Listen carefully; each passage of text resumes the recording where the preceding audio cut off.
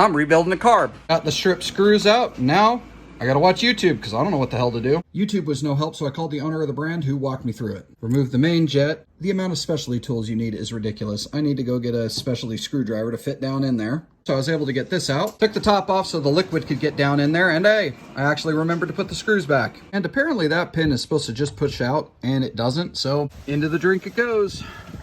Yoink, yoink.